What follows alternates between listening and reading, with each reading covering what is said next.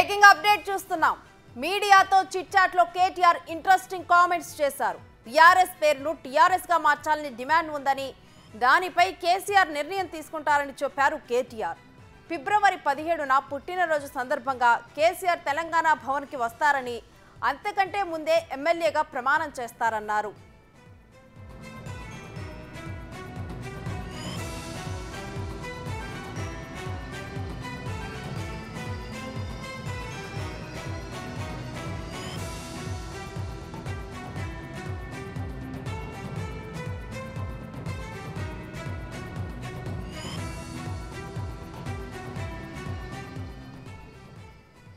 ఇంకా ఇదే అంశంపై మరింత సమాచారం మా ప్రతినిధి సైదులు ఫోన్ లైన్ ద్వారా అందిస్తారు.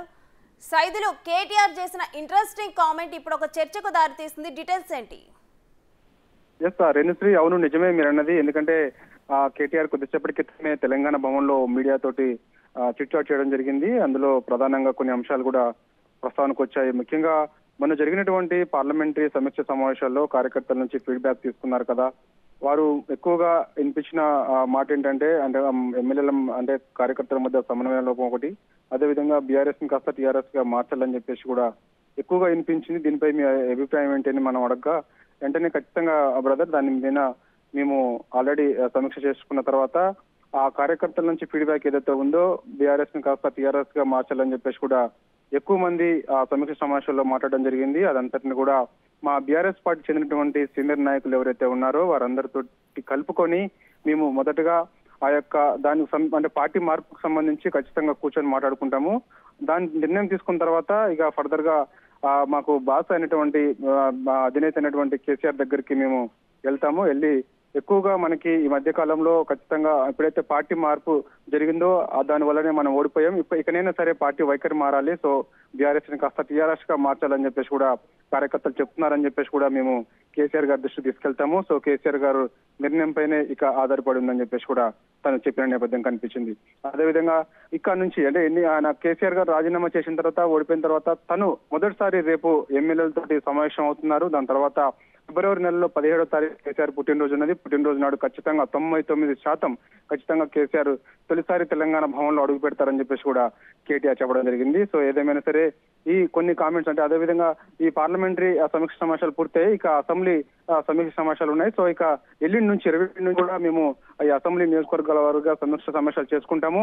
ఏ ఎన్నికలకైనా సరే మేము సిద్ధంగా ఉంటాము. అంటే మాకు తెలిసి మాకు అందుతున్న సమాచారం మేరకైతే మాత్రం ఫిబ్రవరి నెలలో ఖచ్చితంగా లోక్సభ ఎన్నికలు కూడా వచ్చే అవకాశం ఉన్నది. ఏప్రిల్లో ఖచ్చితంగా ఎన్నికలు జరగవచ్చు అని చెప్పేసి కూడా తను చెప్తున్న నేపథ్యం కనిపిస్తుంది. అదేవిధంగా అయోధ్యకు సంబంధించి అయోధ్యకి ఆహ్వానం అందిందా లేదా అని చెప్పేసి కూడా మనం అడగడం జరిగింది. సో ఆ సమయంలో ఆహ్వానం అందింది కానీ కేసీఆర్ కి ఆరోగ్యం బాగలేక వెళ్ళలేదని చెప్పేసి కూడా కేటీఆర్ చెప్పడం జరిగింది. కానీ రెండు భిన్నాభిప్రాయాలు వ్యక్తమవుతున్నాయి కేసీఆర్ కుటుంబంలో. ఎందుకంటే కవిత ఆ రోజు మన స్పీకర్ ఎవరైతే ఉన్నారో స్పీకర్ గడ్డం ప్రసాద్ కుమార్ కి ఒక వినతి పత్రం ఇచ్చేందుకు మొన్న ఎమ్మెల్యే క్వార్టర్స్ రావడం జరిగింది. అంటే అసెంబ్లీ ఆవరణలో మహాత్మా జ్యోతిరావు పూలే విగ్రహం ఏర్పాటు చేయాలని చెప్పేసి కూడా ఆమె వినతి పత్రం ఇవ్వడానికి వచ్చింది.